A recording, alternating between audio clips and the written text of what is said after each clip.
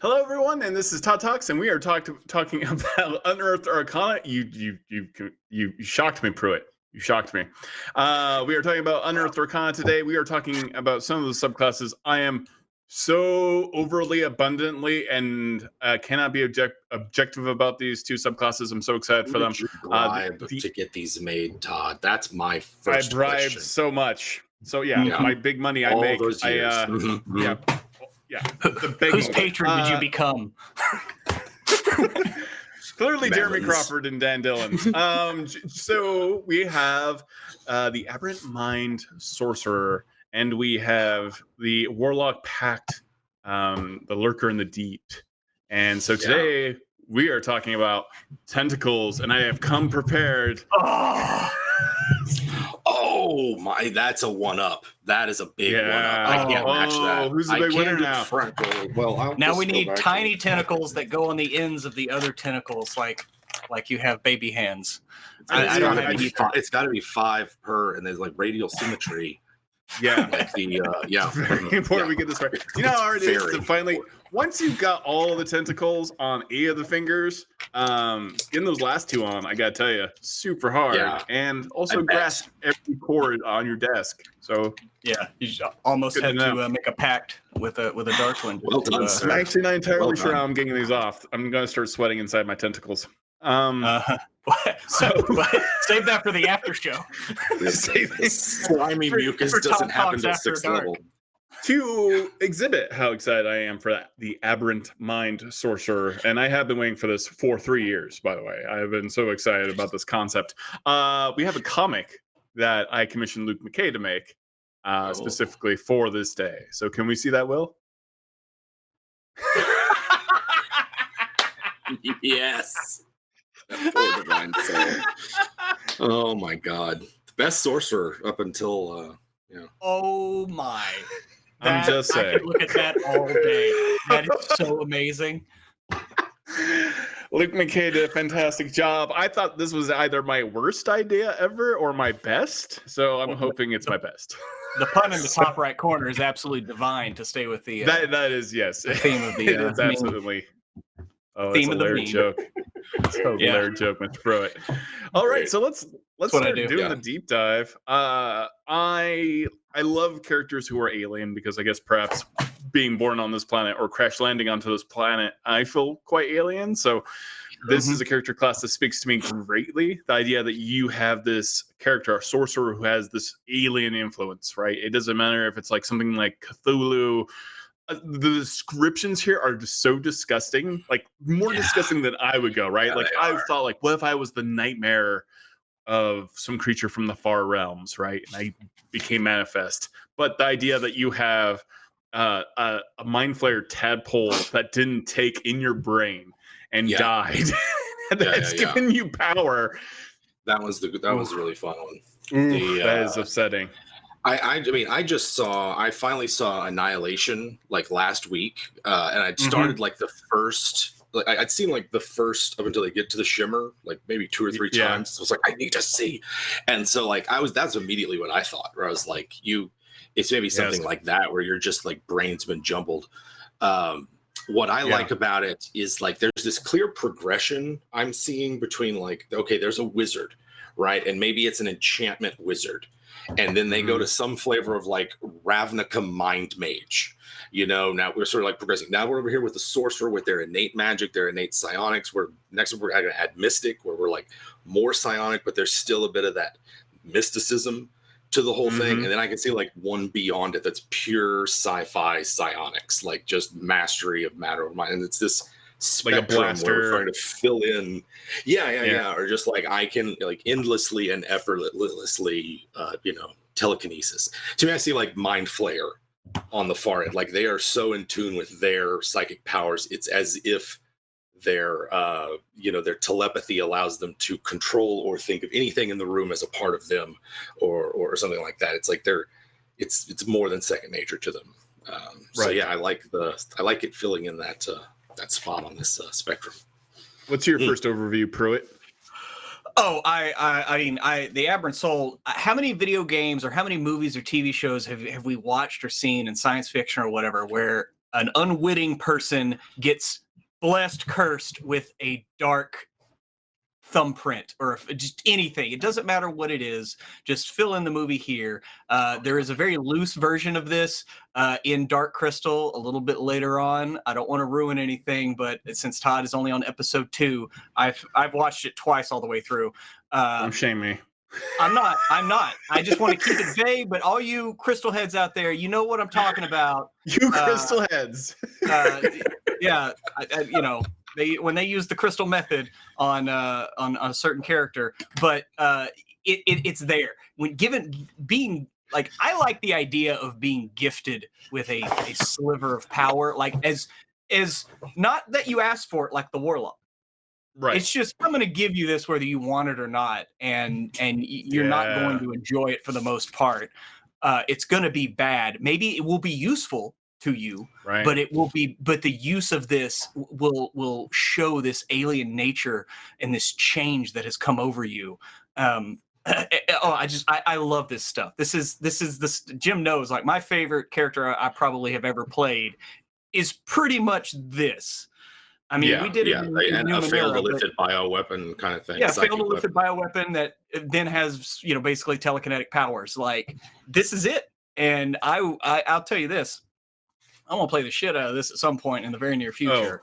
I'm playing this week. I'm jealous.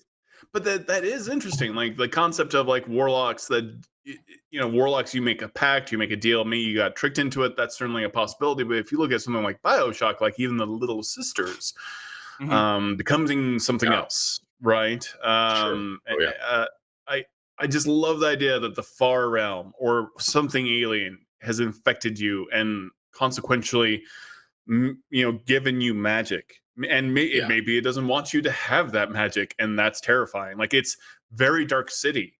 If you want to look at Dark City and bring Dark City back into the mix, that character suddenly has the same powers, just basically because of overexposure to the strangers. This character can now, tune, as they say in Dark City.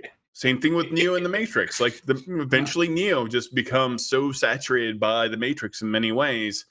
Even though they predicted his existence, he gains their powers. And I think you can find examples of the Aberrant Mind Sorcerer in nearly everything. That is why I'm so excited. Yeah, you can even make an argument for John Travolta in Phenomenon. What happens? He gets this problem in his brain. How dare you? What? He has a thing in his brain, and all of a sudden he has powers. I'm just saying. I did. That's true. Maybe he was a tadpole. I like the idea, and it's similar with like the Wild Soul Barbarian, that you have been scarred by and changed by your exposure to these forces in the world, and that's what I love about the Aberrant Soul. Like, I like the Far Realm stuff, but I was also thinking of like alternates that you could use with some of this, and my first thought was like, I want to see, like, maybe you're an enchantment spell, like the intersection of an illusion and enchantment spell. There you go. That became living, right? Like you existed in the mind of some caster somewhere, and when they cast you, you just, like Athena burst forth from the caster's mind as a flesh and blood person. Yes. And this is a good way to kind of represent that. Your flesh is sort of not completely there, so there's a bit of that warped being, revelation, and flesh stuff. Mutability you can sort of play with. But I love the idea that you just have these spells that you can do without needing to they just happen, right? There's none of the components for them. Although that's jumping ahead a little bit, but with warlocks, you have so much story built in. Like, you made a deal, you got tricked into a deal, whatever is going on there. This sorcerer, more than any other sorcerer, in my opinion, has story just burned into its DNA. Like, how did this happen to you? Like, because having draconic ancestry is interesting. Like, it's something latent in you. Even Divine Soul can kind of work that way. Though I had a character whose plotline was literally like Thor was fighting Jormungandr, and his entire village was destroyed by that fight, and so just the fallout of all that divine energy had made them a divine sorcerer. Yeah. This is like, you've got to start thinking about what happened to you.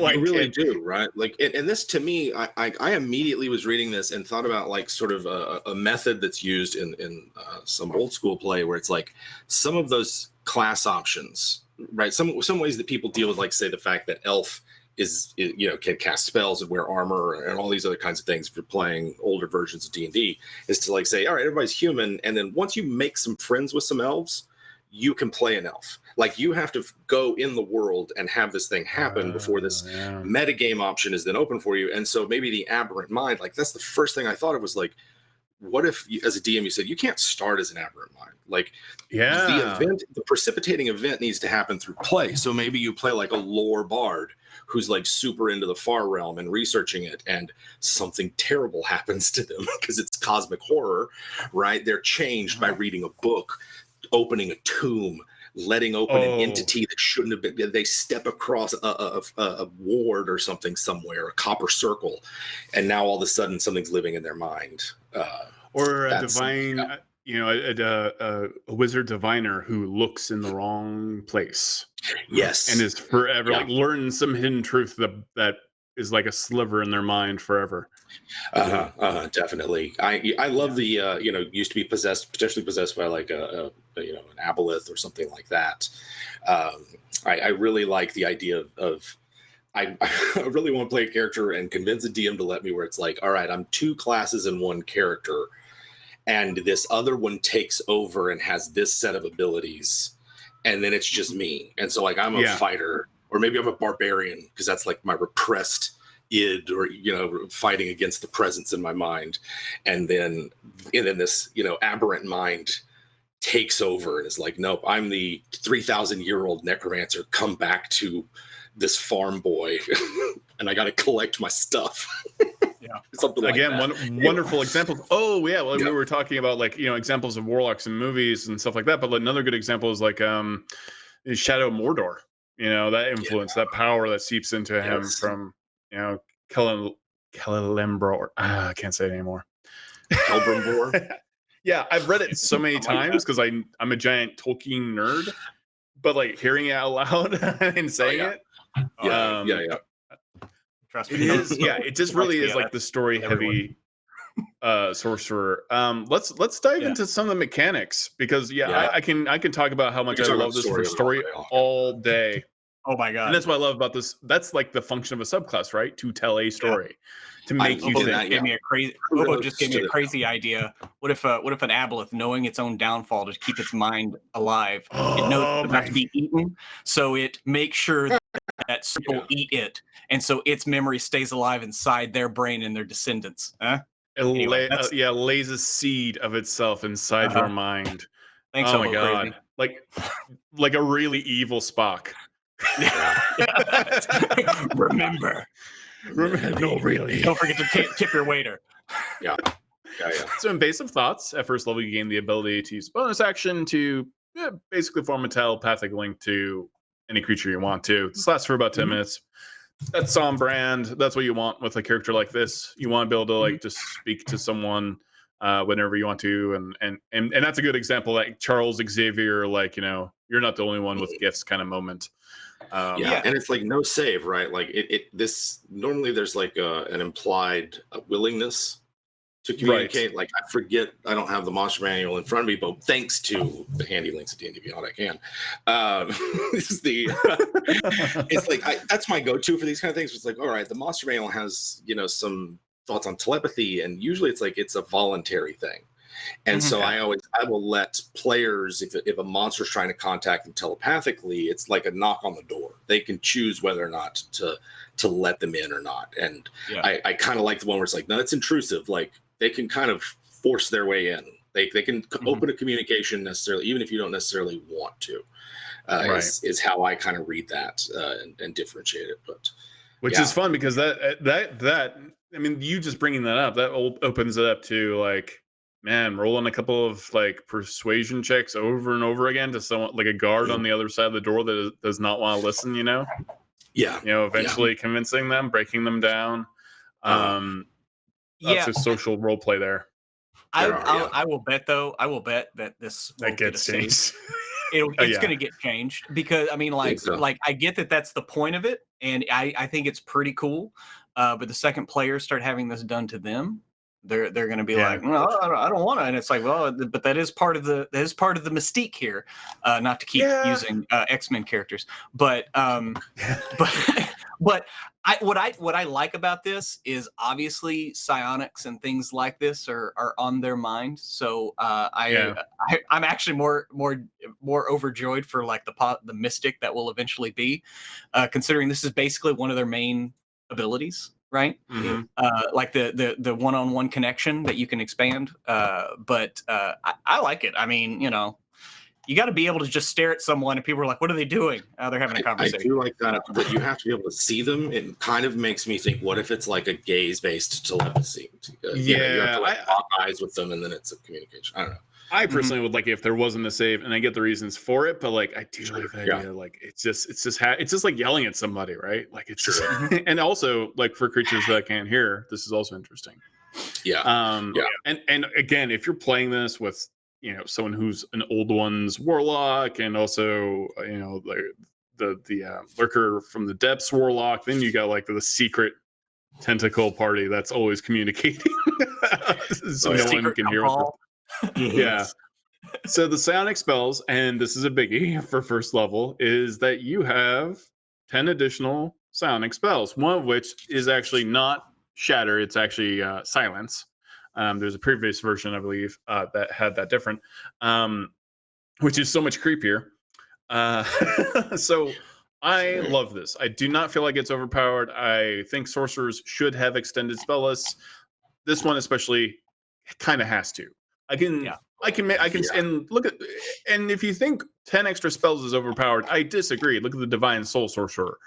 How many spells is that? Is that like 40 spells or 20 spells extra? Like it could potentially, and I get that also these are ones that are like built in. Like they don't need to like have to know these. These are things that are inherent to their nature. Yeah, they're sort of automatic, and it's like it sets up that the other feature really nicely. To me, it's you could get by just casting these spells.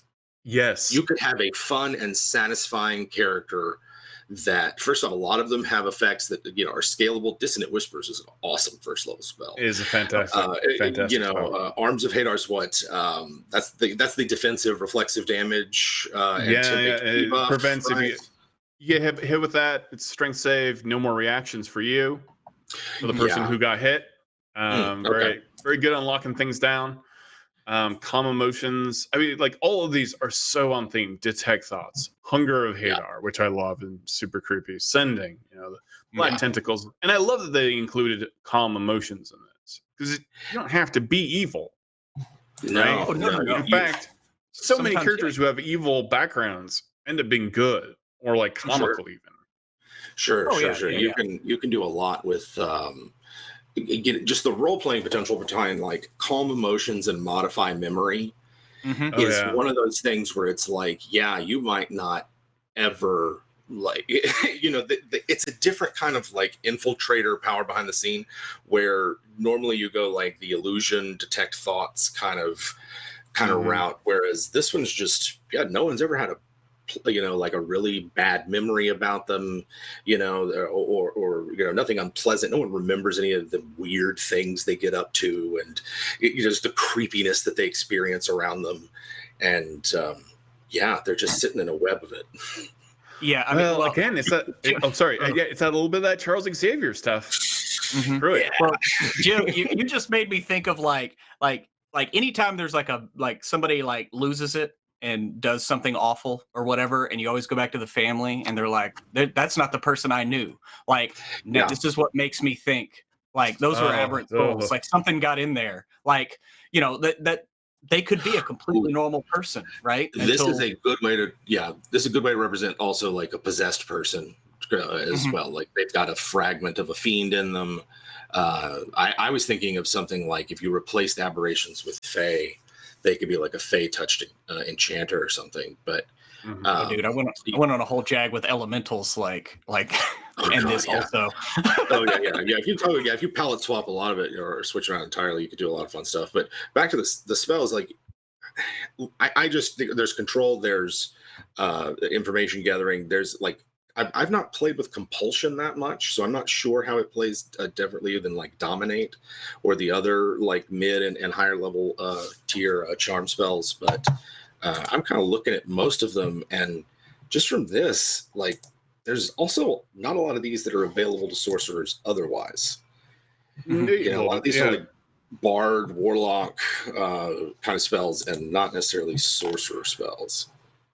And I do like that these are like the more exposure over time spells, like whether it's damage over time or it's like, you're calming someone's emotions, you cause a compulsion, you're not like holding monster or something like that, or dominating, you're convincing, you're changing. And again, I can see a character that is good, like I can see all kinds of weird shenanigans with like modify memory, calming down an enemy and changing their memory of events and sending them back to the big villain, so they think like the castle is somewhere else completely. You know, there is good that could be done with this. I'm probably not going to do it.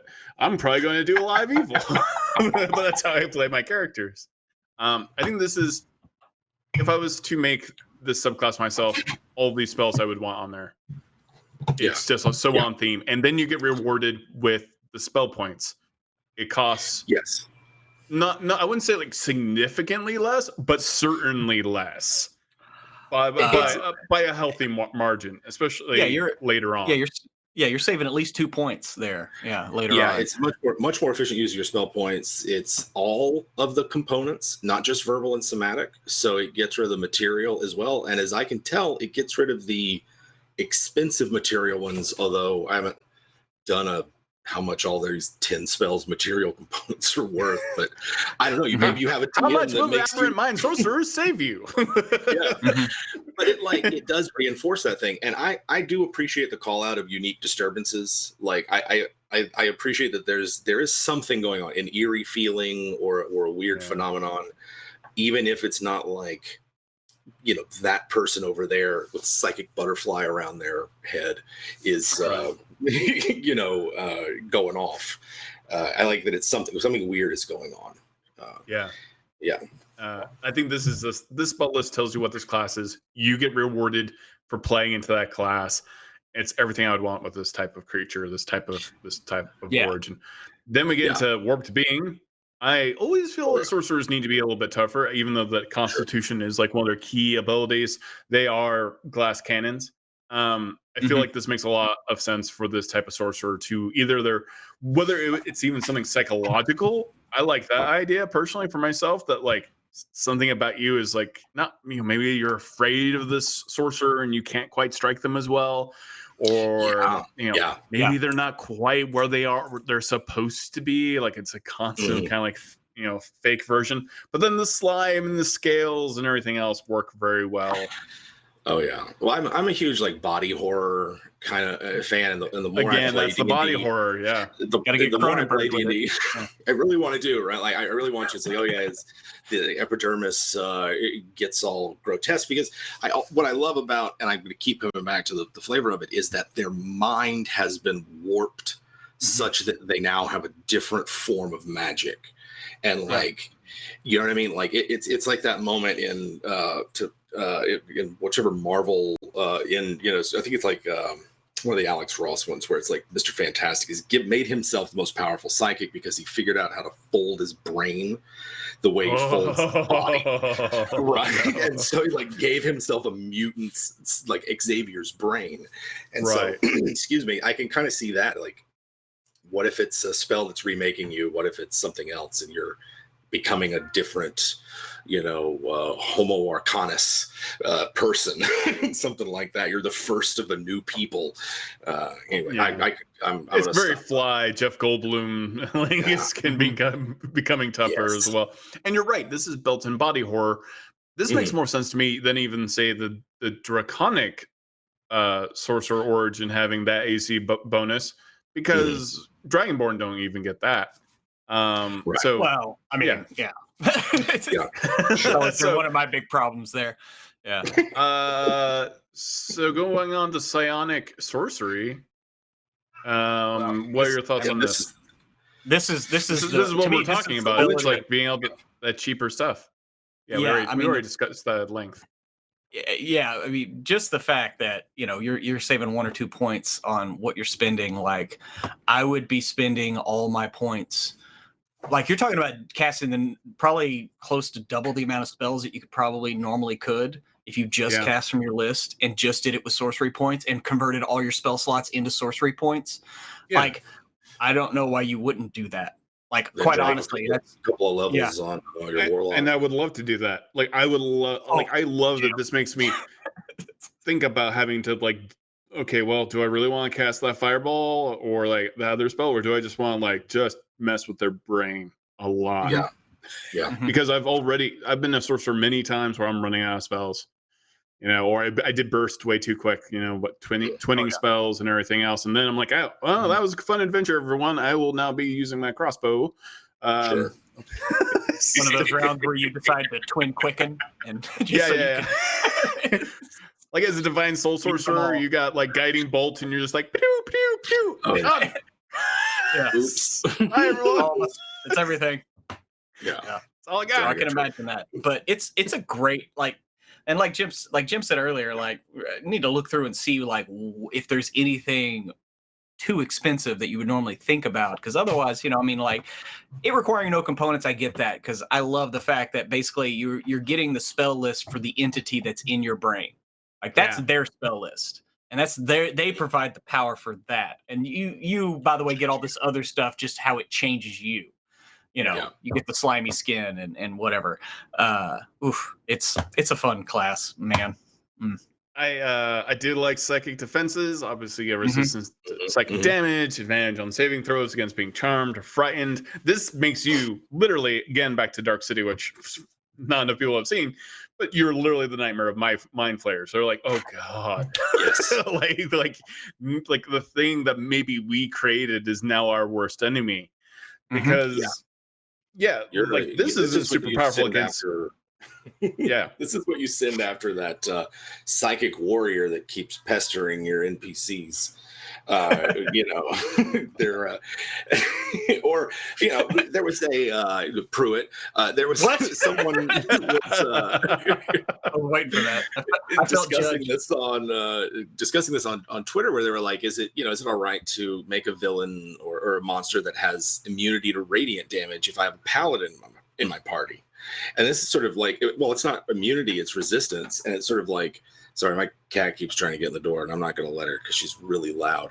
And so it's like, it's okay that there are options out there that like make you really good at dealing with one type of thing.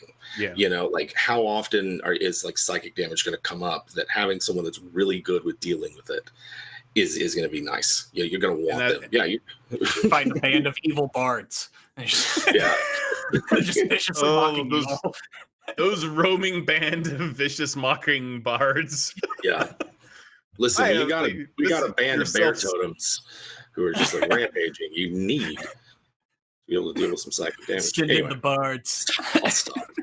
And in a way, you do kind of need this because you are so based on psychic damage. A lot of the things that you would be fighting that do psychic damage are going to fly away from your control spells when it comes to tentacles. And obviously you need to have tentacles. Sure. Your psychic damage is probably not, your spells are not going to do them a lot of damage. So you need, like, you kind of have to have psychic defenses, really. Just to go to toe with those creatures as well.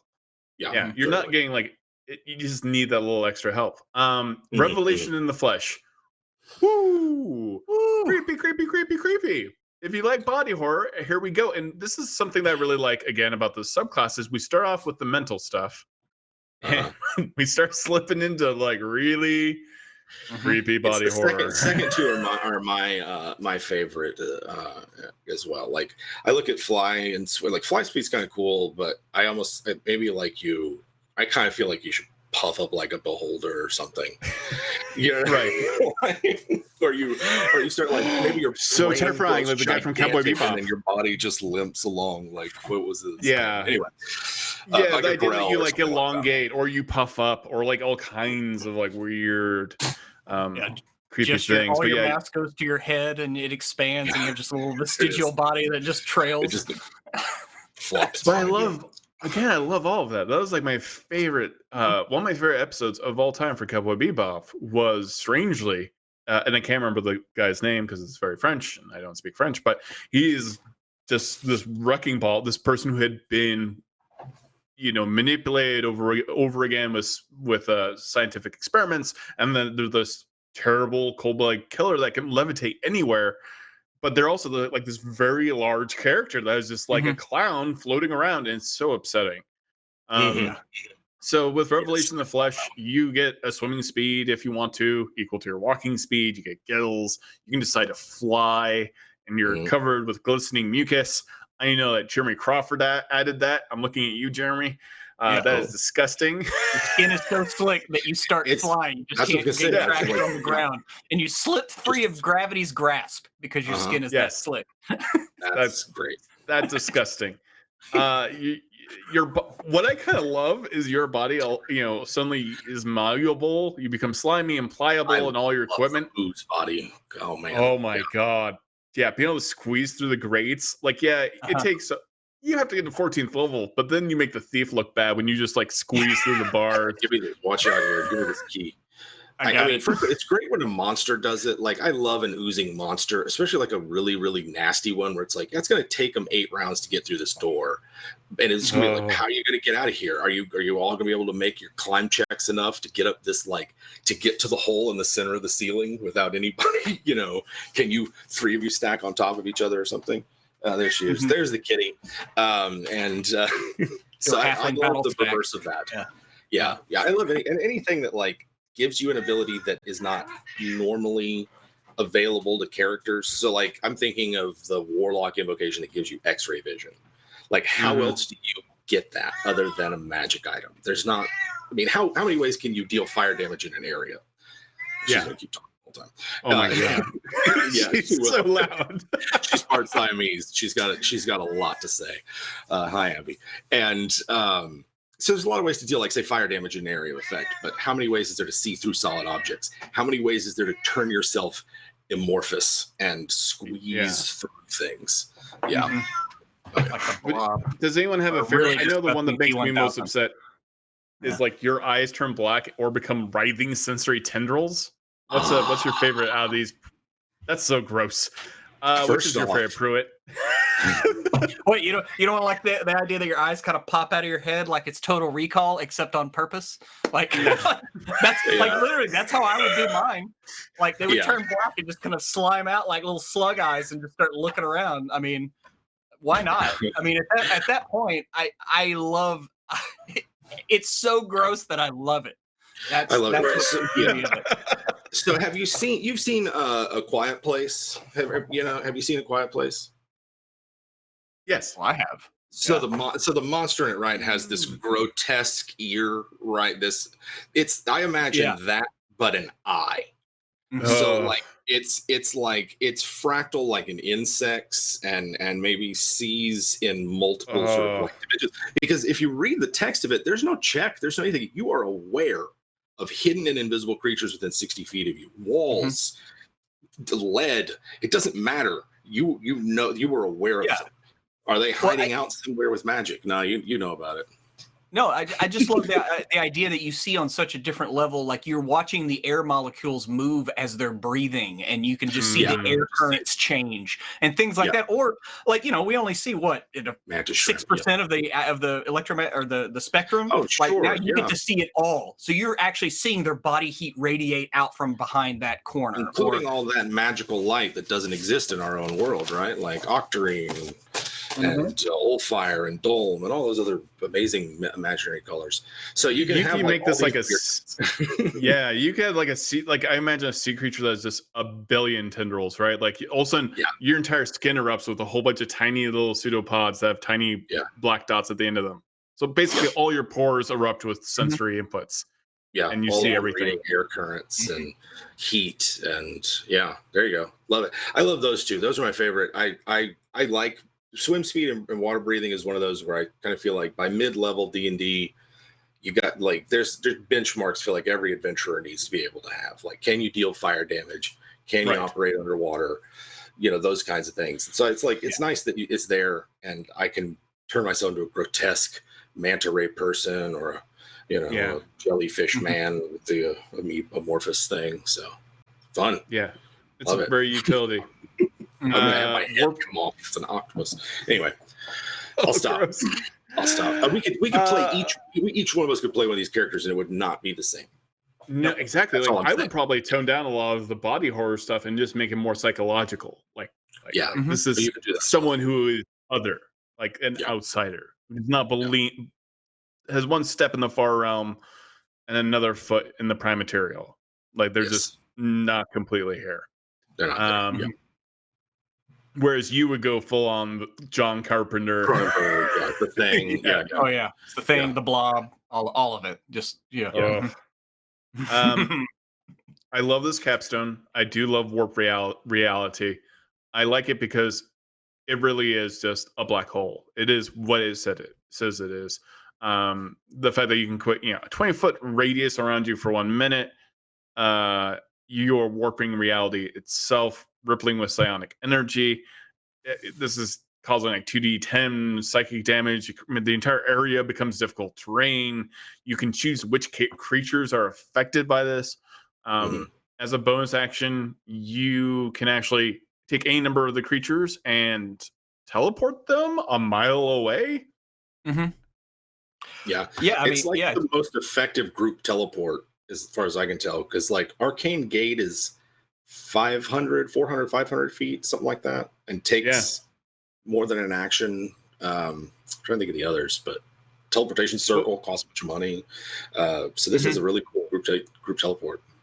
And it is what it is. It's a black hole. It is, you are creating a rip in space-time. Yeah. You're basically doing what they tried to do in Event Horizon. And you can do it in one. You can do it in like one round, right? Like you can summon this and then bonus action dismiss it, and it's just like a pop. Yeah.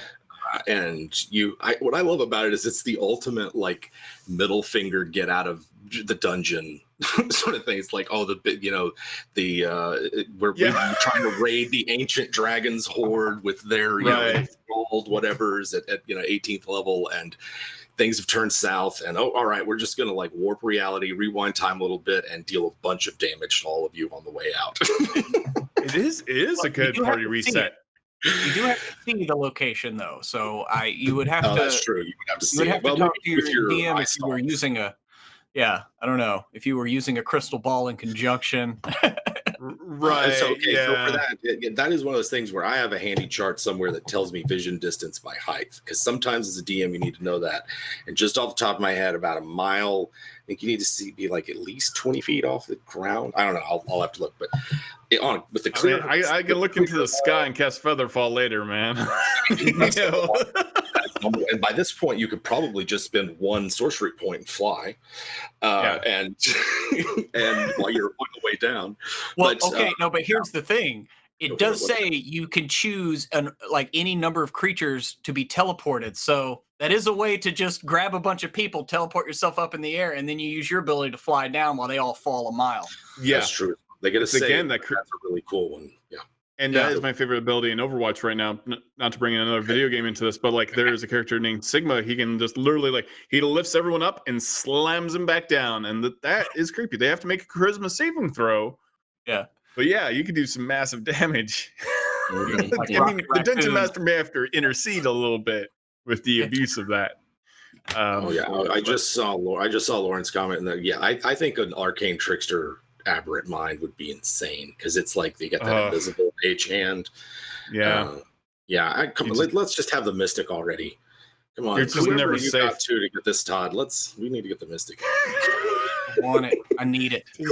Whatever influence I have as an influencer. begging for like 38 months.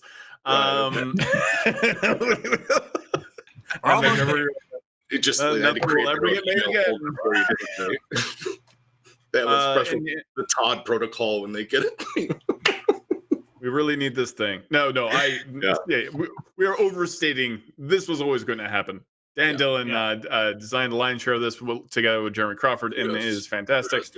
I'm so overwhelmingly happy. I love this capstone. I know it's not super overly powerful. This is very easily managed by the DM to make it not too powerful.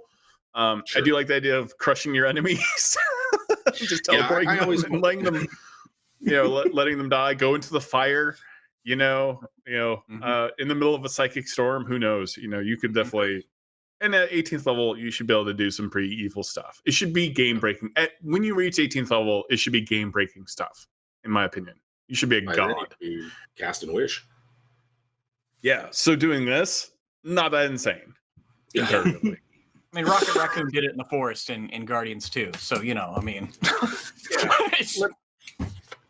Raccoon did it. Come on. It's not too powerful. Okay. It's not too OP.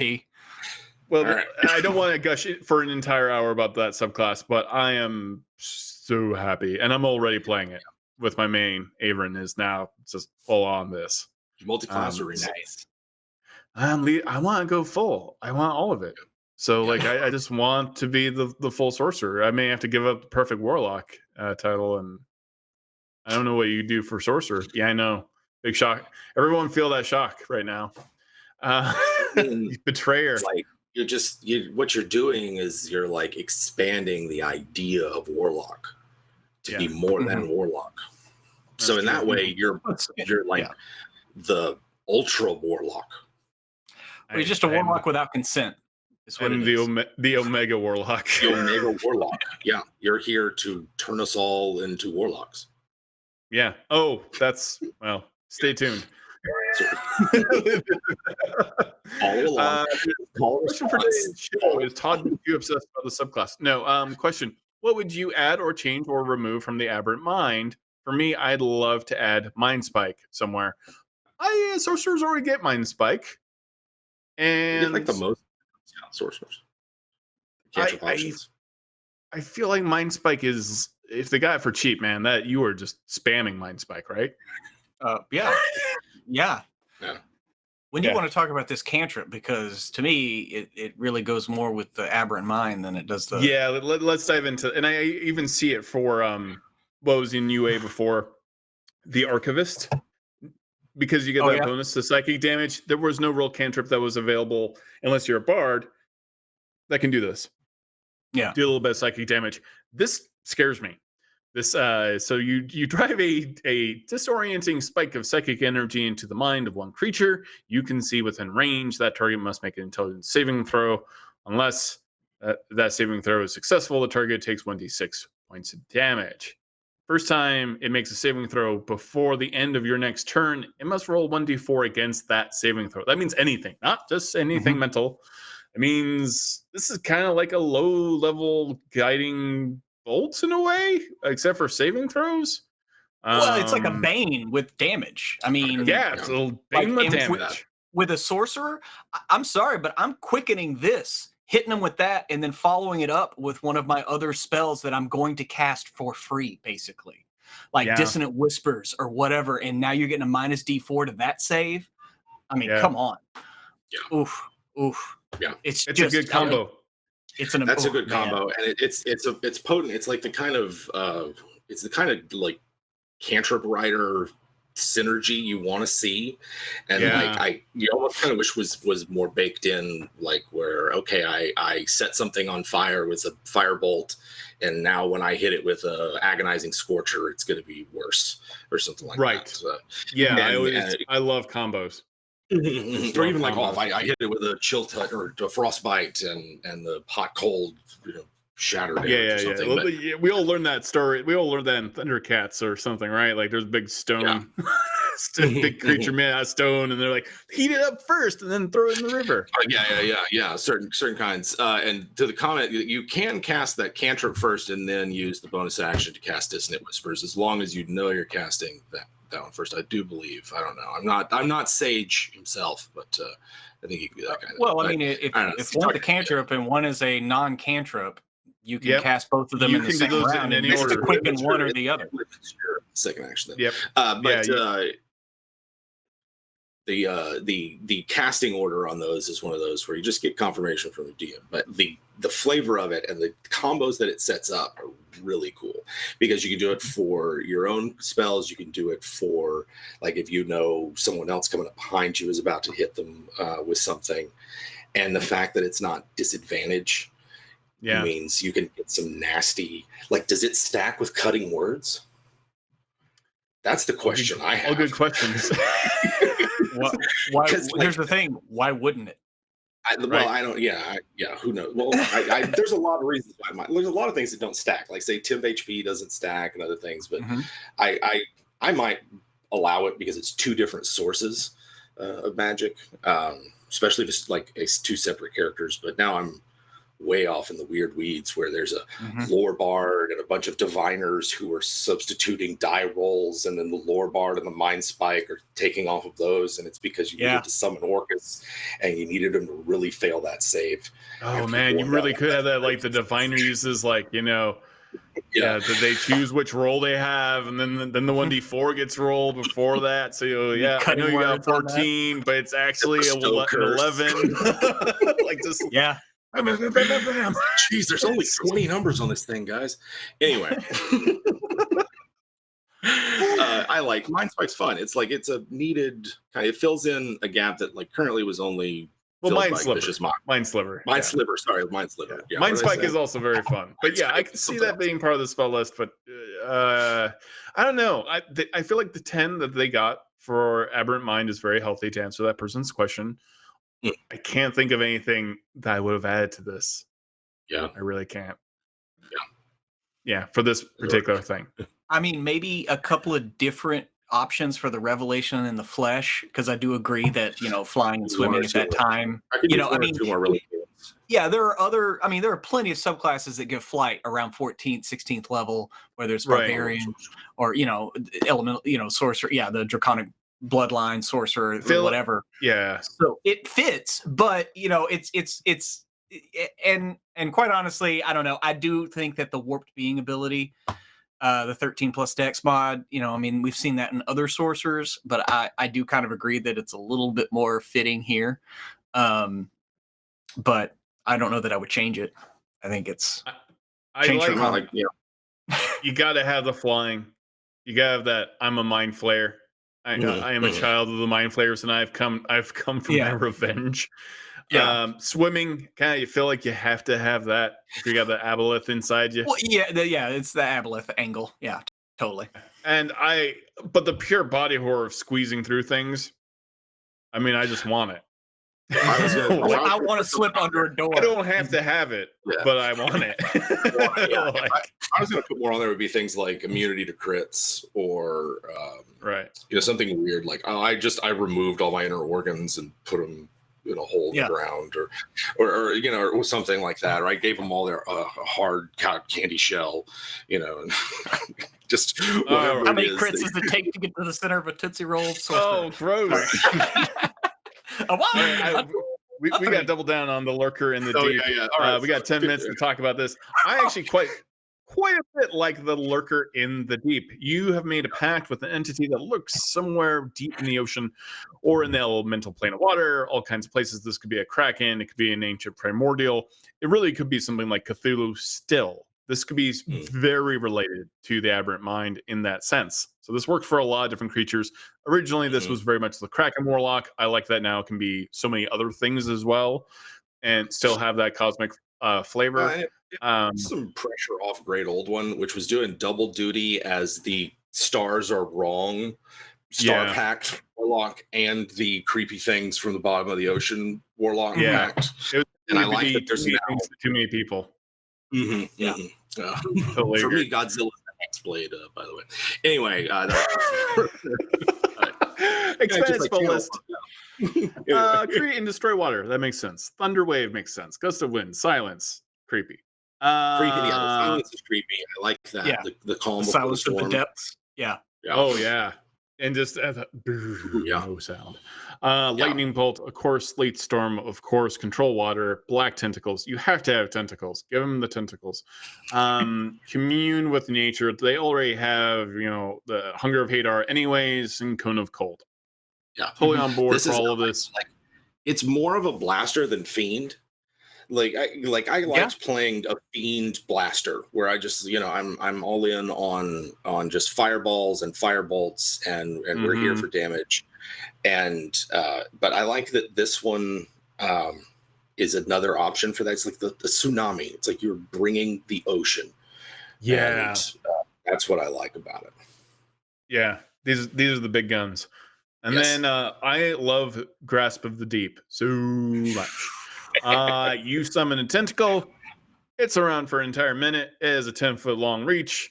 As we were talking earlier, this is basically a spiritual weapon, but for the creepy creep. This is super powerful. And better. It should be. It's an option for Hex, right? It's like it's an option that can replace the tyranny of Hex. Where it's like every you don't have to do Hex. You don't have to do it. You have something else for your bonus action, something else that contributes to your overall combat effectiveness, which then leaves me to go like, well, what's their cantrip of choice? Eldritch Blast is still fun, and you still get a lot of riders with it, but you could also get other things. The world is your oyster. Anyhow. Literally, you might be making you may have made a pact with an oyster. It may be the oyster. The world may be the oysters. Mind multi-class. Yeah. Right. So you can make a melee attack against a creature within 10 feet. On a hit, the creature can take 1d8 cold or lightning. I like having that choice. So it's there's a lot of things you run into later on. This is very important. And you can move as a bonus action up to 30 feet, and the damage increases to 2d8 later on. I think this is really fun. Obviously, I don't think this is overpowered. You can summon it a number of times equal to your charisma modifier. I mean, you're just going to keep out that tentacle.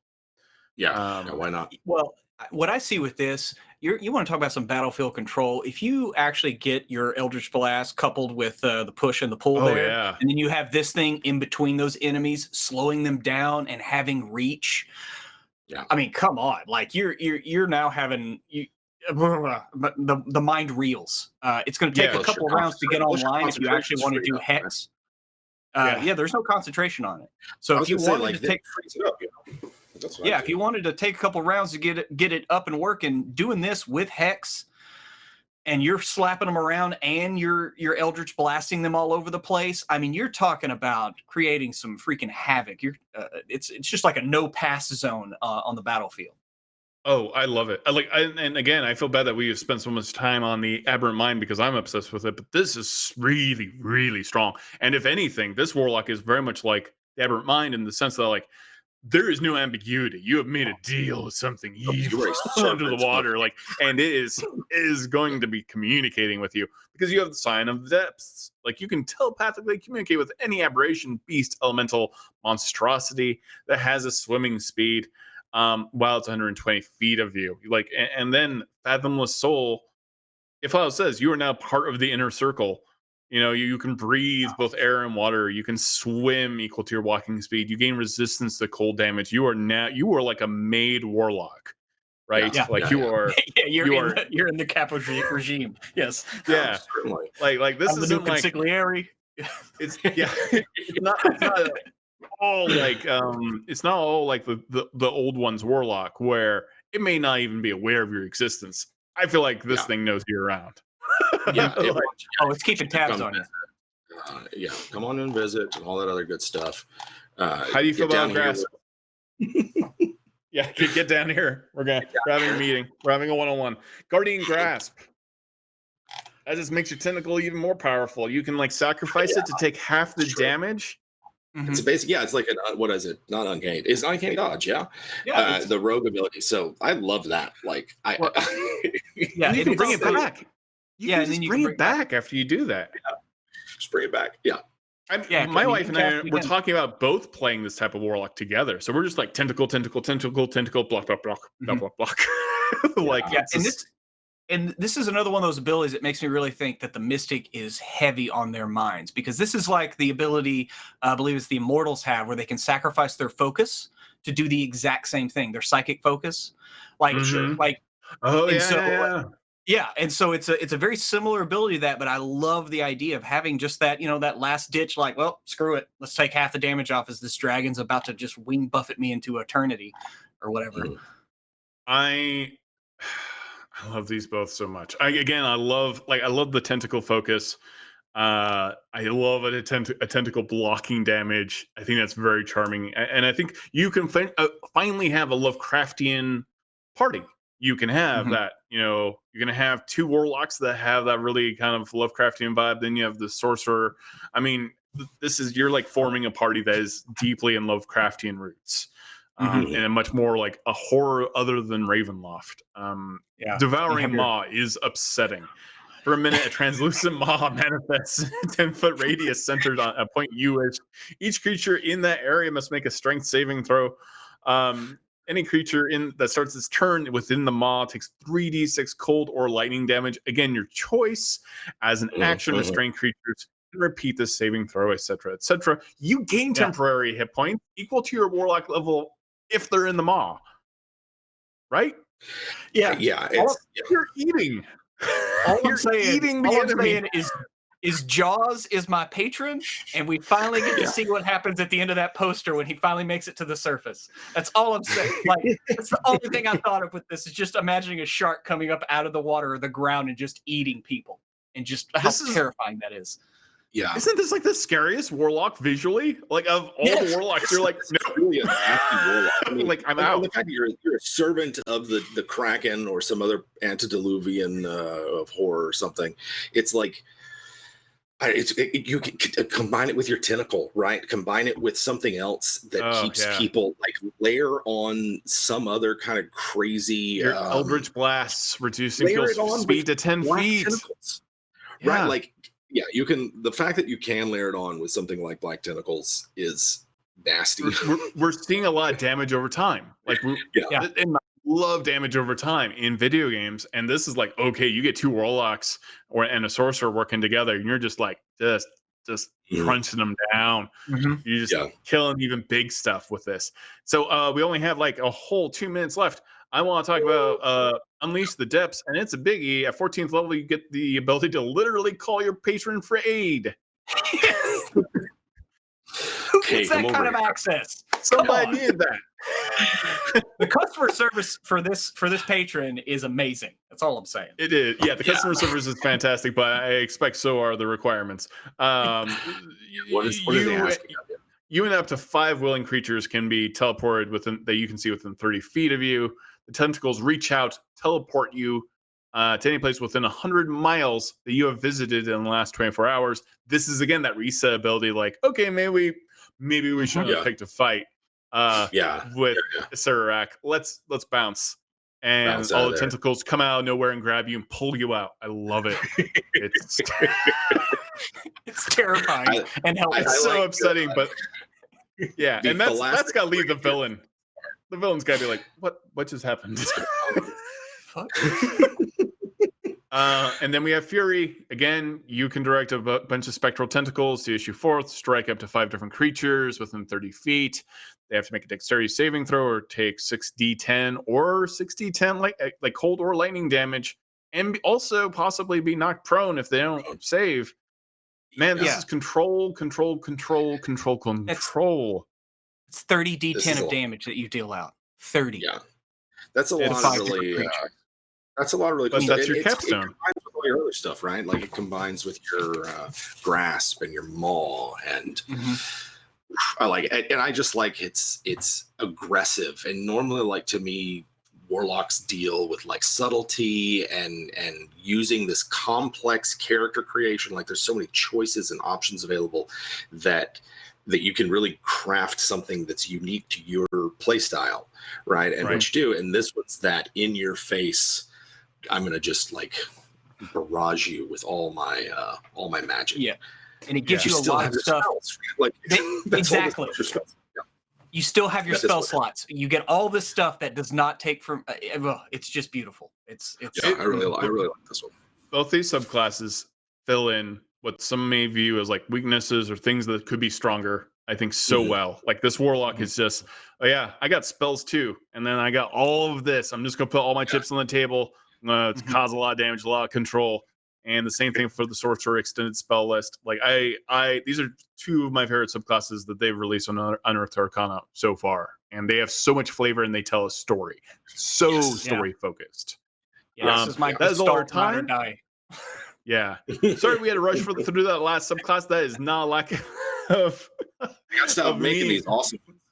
Not being in love with this this last Warlock, because they are tugging at both sides of my heart on both these subclasses.